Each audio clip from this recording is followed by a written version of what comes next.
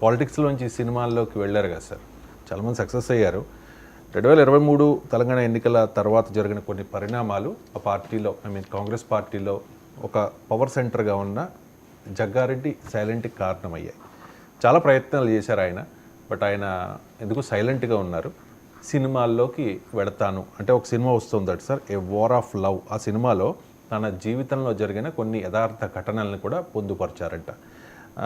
Delhi tour నన్ను పూర్తిగా మార్చేసింది, పార్టీ రాష్ట్ర స్థాయి రాజకీయాల్లో ఇప్పుడు నా అవసరం లేదు అంటూ ఉన్నారు జగ్గారెడ్డి. ఎందుకు సార్ పాలిటిక్స్ నుంచి silver screen? Politics silver screen రాలేదు. ఆయన ఇంటర్వ్యూలో మీడియాలో చెప్పాడు కదా, పాలిటిక్స్కి దూరమే అవ్వడం లేదు అని కూడా చెప్పాడు. సినిమా తీసిన తర్వాత పాలిటిక్స్లో ఉండరని అనుకుంటే సినిమా యాక్టర్లే పాలిటిక్స్లో ఏదైనా కూడా సినిమాలు నటిస్తున్నారు కదా. పవన్ కళ్యాణ్ నటిస్తలేడా? చెప్పలేదు, హరియాణ వీరమల్లు నటిస్తలేడా?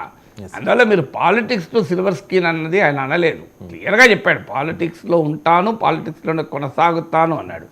సో సినిమా నటులే రాజకీయాల్లో చేరి ఉప ముఖ్యమంత్రి అయ్యా కూడా సినిమాలు నటిస్తుంటే, జగ్గారెడ్డి సినిమా నటిస్తే రాజకీయాలు గుడ్ బై చెప్పిన ఎట్లా అనుకుంటాం మనం? సో జగ్గారెడ్డి, అది సినిమా పేరు కూడా Jaggareddy the war of love అని.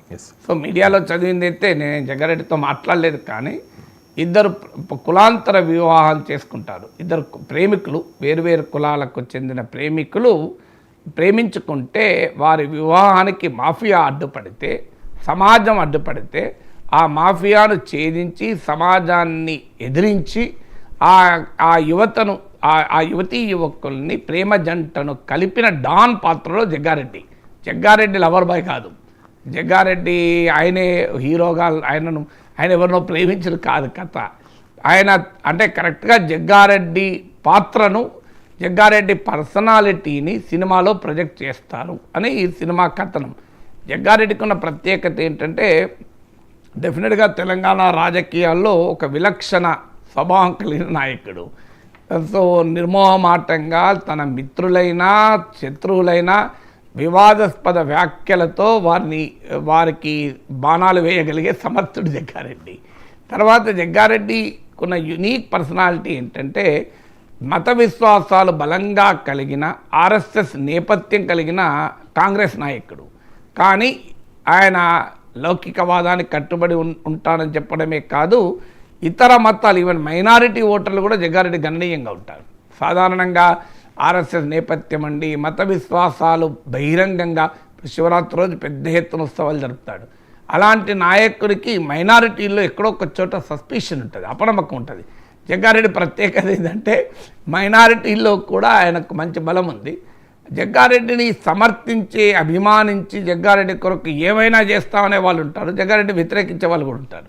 అందువల్ల ఓడిపోయినా జగ్గారెడ్డి తన కాన్స్టిట్యున్సీలో ఒక బలమైన నాయకుడు కాదనలేము. అందువల్ల ఆయన పర్సనాలిటీని ప్రొజెక్ట్ చేస్తూ ఒక సినిమా బహుశా యంగర్ జనరేషన్కు అట్రాక్ట్ చేసేటువంటి అవకాశం కూడా ఉంటుంది. ప్రతి ఒక్కరికి మనకు అర్థం కావాల్సింది అంటే యూని బిహేవియర్ అంటారు. అంటే ఒకే ఏక స్వభావం ఉండదు. ఇప్పుడు రాజకీయ నాయకుడు అంటే ఇక అతను రాజకీయాలు తప్ప ఏది ఆసక్తి ఉండకూడదు అనేది రాంగ్ నోషన్. సమాజంలో చాలామందికి ఏంటంటే ఏ ఆసక్తి ఉండకుండా ఒక ఆసక్తి ఉంటే ఇక అదే ఎక్కువ అనుకుంటారు. అలా ఉండాల్సిన అవసరం లేదు. ఇప్పుడు రాజకీయ నాయకుడికి సంగీతం అంటే ఇష్టం ఉండొచ్చు, సాహిత్యం అంటే ఇష్టం ఉండొచ్చు, క్రీడలు అంటే ఇష్టం ఉండొచ్చు, నేచర్ అంటే ఇష్టం ఉండొచ్చు. నేను రాజకీయాలే విశ్లేషించడమే కాదు, నాకు తెలుగు పద్యాలంటే చాలా ఇష్టం, పౌరాణిక గ్రంథాలంటే చాలా ఇష్టం, పౌరాణిక సాహిత్యం అంటే, నాకు ప్రకృతి అంటే చాలా ఇష్టం.